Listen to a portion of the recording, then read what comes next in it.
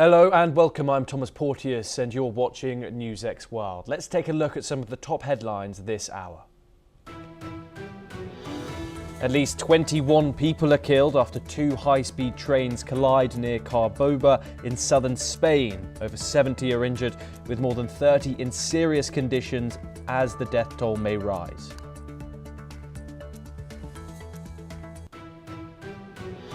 Denmark's Prime Minister says Europe will not be blackmailed by President Trump's tariff threats over Greenland.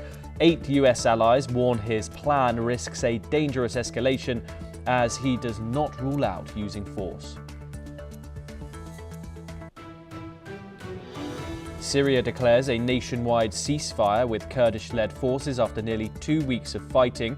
The deal integrates the SDF into state institutions and restores government control over key regions. The Pentagon orders around 1,500 active duty soldiers in Alaska to prepare for possible deployment to Minnesota amid large protests over federal immigration enforcement. The troops are on prepare to deploy orders in case violence escalates, but it is not yet clear if they will be sent. Iran's president says any US attack will trigger a harsh response from Tehran. Officials say at least 5,000 people are killed in nationwide protests calling for an end to clerical rule. Oxfam says global billionaire wealth hits a record in 2025, raising serious political risks as Davos opens. The NGO reports US policies helped boost fortunes by over 16% to $18.3 trillion. At least 18 people are killed as 24 forest fires force more than 50,000 to flee in southern Chile. President Boric imposes a nighttime curfew and warns the death toll is likely to rise. President Trump invites 60 nations to join a board of peace, offering permanent membership to states that pay $1 billion. Only Hungary accepts so far, as diplomats warn the plan could undermine the United Nations.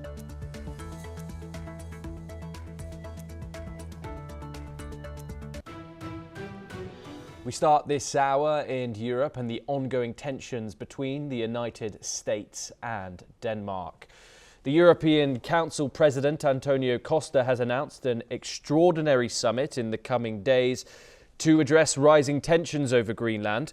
Costa emphasized EU unity on key principles, those being territorial integrity, sovereignty and support for Denmark and Greenland. He warned that US tariff threats could harm transatlantic relations.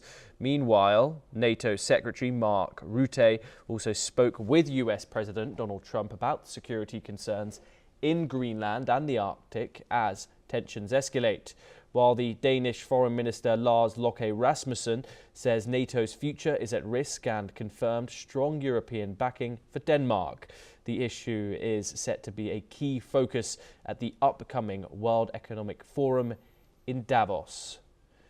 Joining us now to discuss the ongoing tensions between the United States and Europe is Ambassador KP Fabian. He is a former diplomat. He joins us live from New Delhi. Thank you very much for joining us, Ambassador. Pleasure to have you on the program. Of course, this situation is unprecedented. Donald Trump reiterated plans after the situation long remained silent halfway through his presidency. Now they are at the forefront once again. Of course, tariffs now imposed on crucial European allies to the United States. How might this affect their relations, both in the short term and the long term?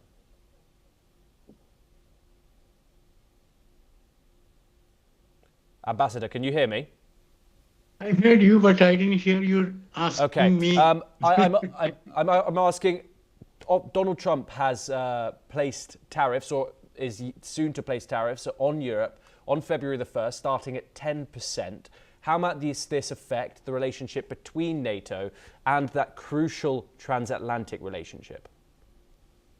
Certainly, President Trump's imposition of tariffs in this arbitrary manner will certainly harm transatlantic relations in a serious manner. But let us look at the big picture. It seems President Trump believes that if there is a dispute anywhere where America's interests are involved, then he should either send the Marines, as he did in the case of Venezuela, or he should impose tariffs, as he has done now. But once again, I believe the Europeans responded in this matter rather not really judicially, because by sending those small number of troops, I believe Germany sent 14 or 15, the United Kingdom 1, all told 52, they were provoking Trump. And that was absolutely unwise on their part. And you probably know the latest. Germany has withdrawn those troops. In other words, sending the troops was absolutely foolish. Ambassador, to be fair to Europe, they invited the United States to address the concerns of security. Of course, all the communications between Europe and America, particularly on the European side, of course, has been very, very coordinated in its wording in terms of saying the right thing when it comes to Donald Trump. Europe says that these drills were an assurance and a commitment to Arctic security. Are you saying that you don't believe them? Not that. I don't think they have acted diplomatically, because what they should have done is to have summoned a conference of the NATO in Brussels to discuss Arctic security. You see, that is the right thing to do. And don't forget, you mentioned that they invited the United States for what? The Danish government was saying that we will fight.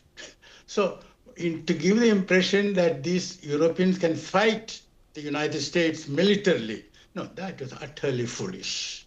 And don't forget, again, look at the big picture. Europeans have been demonizing Putin for months and months, preventing Trump from reaching an agreement on Ukraine. Then they wanted to send troops to Ukraine post-settlement. Russia has had nothing doing. So European diplomacy has had many, many shortcomings, and I maintain that the quality of European leadership leaves much to be desired. What would you do in this situation, which European leaders find themselves in? Of course, the United States and these European partners, including Denmark, which is, of course, Greenland is part of Denmark, find themselves in this situation where they are trying to resist pressure against a fellow NATO partner, something in which the North Atlantic Treaty Organization hasn't faced in its 75-year history. Okay, let us start from where we are, because the past cannot be changed, can it? So Trump has imposed tariffs on those 8 countries. Now the European Union should impose counter tariffs on the United States. Macron has proposed it, but other countries are hesitant. If you go and give the impression to Trump that you are prepared to yield, well, then he will go on hitting you. So what is now required is to show some backbone. And don't forget, European economy, EU economy, is about 18, 19 trillion. American is 29, 30. And Europe is the biggest exporter of manufactured goods and services. So Europe certainly has clout. It is because Trump has not been properly responded to by the international community. Let me go back in time. April last year, Trump announced tariffs against Mexico, against Canada, against European, in fact, of the whole world. Did the European Union, Mexico and Canada consult with each other? No. too scared. You know, it is the cat is coming and the mice are scared. They have to get together. Now, how do you get together? I'm not suggesting that they should get together publicly. You know, in diplomacy, there is scope for confidential consultations. And then, of course, as necessary, public announcements. So I don't think the rest of the world has behaved with or shall I say, with even elementary competence. Okay, Ambassador, thank you very much for taking the time in joining us. It's a pleasure to speak to you. We now move on and over to West Asia, and tensions in Syria seem to de-escalate, and the Syrian government and the US-backed Syrian Democratic Forces have agreed on an immediate and comprehensive ceasefire on all fronts after days of fighting as the army advanced into Kurdish-held territories in the northeast. The ceasefire will be on parallel with the withdrawal of all SDF-affiliated forces east of the Euphrates River, and according to reports, the deal entails merging all SDF forces into the Defence and Interior ministries after conducting required security checks. Meanwhile, US envoy Tom Barak has welcomed a truce announced between the Syrian President Ahmed al-Shara and Kurdish leader Mazloum Abdi after government forces advanced in Kurdish-held areas of the country's north and east. Joining us now is Professor Rohan Gunaratne to discuss this situation in Syria once again. Professor Gunaratne, it's always a pleasure to talk to you. Thank you for taking the time. Of course, this is a significant development when it comes out of this region, which of course has remained volatile even after the post-Assad era. How big of a breakthrough is this, and is it likely to hold? Thomas, as you very rightly explained, it is a very volatile region because the Kurds have for 10 years controlled northeastern Syria, where ISIS had a very significant presence. The Kurdish forces defeated ISIS, established control, and today the two main detention centers housing ISIS members and their families are also in that location. Also, there are many gas and oil fields and dams, water dams in that region. So for the first time, the Syrian forces were able to take control of that region. So it is very important for the Ahmad al-Shara government in Damascus to ensure that Kurds are not attacked, Kurds are not massacred, Kurdish monuments are not taken down, that Kurdish language and Kurdish rights are maintained. As long as Ahmad al-Shara is able to ensure that Kurds can live with autonomy, then certainly there will be no return to violence. But if there is repression, if there is suppression, then certainly the Kurds will rise against Ahmad al-Shara and Damascus. Yes, indeed. And of course, there was an agreement in principle to integrate these Kurdish forces into the Syrian forces. Of course, this is stalled. Could there be hope here in this occurring now this ceasefire is in place? The ceasefire, there has been a number of violations in the last 24 hours. I have been monitoring it very closely. But I want to also share with you that Tom Barak, the US envoy, has played a very crucial role, and the Americans will keep a very sharp eye because they have a very close friendship with the Kurdish forces, because the Americans worked with the Kurdish forces to defeat ISIS. And of course, President Trump has built a good relationship with Ahmad al-Shara, the new leader of Syria. So I believe that the ceasefire will sustain. I also hope that the jihadist elements in the Syrian forces are kept under control, because they have a very bad reputation for killing the Alawites, the Druze, and the Christians, and I hope that they will not do that to the Kurds. If they do that, certainly Ahmad al-Shara will not be able to control the Kurdish regions, and there will be a constant fight between the Kurds and the ethnic Syrians. And the Syrian president Ahmed al-Shara and the Kurdish leader Mazloum Abdi have signed this deal. We're yet to see a ceremony of sorts.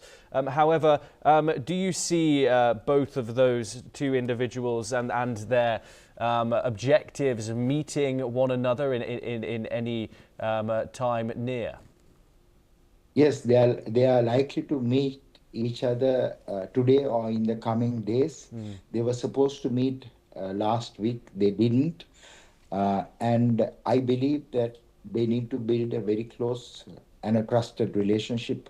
Otherwise, this agreement will not work. And what is so important is for Ahmad al-Shara to ensure that the Syrian forces do not commit any crimes in the Kurdish regions the same way the, the Syrian forces committed such crimes in the Alawite areas and also in the areas where the Druze and the Christians live. So managing the minorities, treating the minorities well is so important, and that is what will define a new and a unified Syria in the coming months and coming years. Okay, Professor Gunaratne, do stay with us as we move on to another region, another country in the region, and we move to Iraq. And the government has announced the completion of a full withdrawal of US forces from its federal territory. This includes the departure of the final contingent of US military bases and advisors from al-Assad's air base in Anbar province, which is a key location that hosted US troops for over the last 20 years. However, US forces will still remain stationed in the semi-autonomous Kurdistan region, particularly at Harir Air Base in Erbil. This airbase falls under the region's own governance and security forces. The US military's drawn down began in 2023 following Iraq's request. The recent full withdrawal comes amid rising tensions in the region, particularly with Iran, and US forces at al-Assad have been the target of numerous attacks by Iran and Iran-backed groups, including a significant missile strike in January of 2020, which was in retaliation for the killing of General Qasem Soleimani. Professor Gunaratne joins us once again. What does this say about the stability of Iraq? Of course, over 20 years since the United States invasion of the country. Does this signal that Iraq is finally back on its feet? Thomas, as you mentioned, the US has made what is called a drawdown and now a withdrawal of all forces in Iraq. It has been gradual. US also has built capabilities in Iraq so that the Iraqi military will be able to manage the threat. But the biggest threat in Iraq today are the Shia forces. There is an organization called the PMF, and the Iraqi Hezbollah is a part of it, and they represent the interests of the Shia and also of Iran. So it is so important, although the US forces has withdrawn, for them to keep an eye to ensure that the Iraqi government will remain in power, because it's a very sensible government, and that Iran, especially the Ayatollah regime, will not put undue pressure on Baghdad. Having visited Iraq twice, I can share with you that it is a very volatile region, and it is so important to maintain security and stability in Iraq, because again, if there is instability, Iraq will return to war, and it will destabilize the entire region. And what more can you tell us about the developments and the rising tensions between Tehran and Baghdad? So we have seen that the Iranian regime has put a lot of pressure on Iraq to give greater representation and powers to the Shia militias. These are Iraqi Shia militias, not Iranian militias, but Iran continues to support those militias, and those militias are very close to the Iranian Ayatollah-led regime and to the leadership. Their loyalty to Iraq itself is minimum, and their support is mostly to Iran.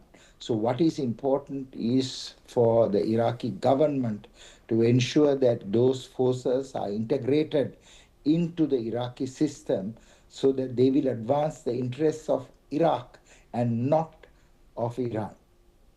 Professor Rohan Gunaratne, thank you very much for joining us. It's always a pleasure to talk to you. We now turn over to Latin America for our next story. And according to reports, at least 27 members of a leftist guerrilla group were killed in clashes with a rival faction in central Colombia.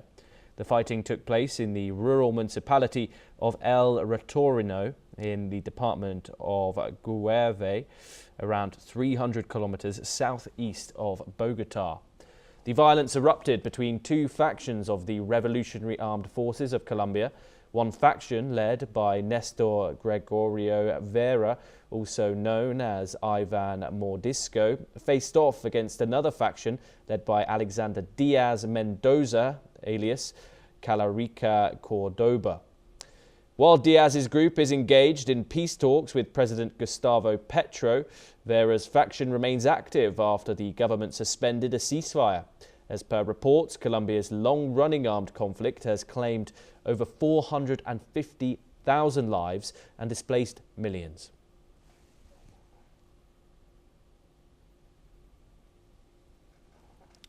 We now turn and end this bulletin with news from the tech world, and Thinking Machine Lab is facing its biggest internal crisis as the CEO of OpenAI, Sam Altman, is poaching top talents to stay ahead in the AI race. According to reports, OpenAI has hired 3 founding members of Thinking Machine Lab. The researchers Barrett Zoff, Luke Metz and Sam Schulman are all returning to OpenAI. This hiring push mirrors to Meta's talent raids last year when Mark Zuckerberg's company reportedly offered compensation packages of up to $200 million to attract top AI researchers. OpenAI's aggressive recruitment has left Thinking Lab Machines having lost its co-founders in less than a year since its launch. Meanwhile, reports also claim that Barrett Zoff was fired from Thinking Machine Lab over alleged unethical conduct following the sharing of information with competitors. Adding to that, more researchers from the startup are currently in talks.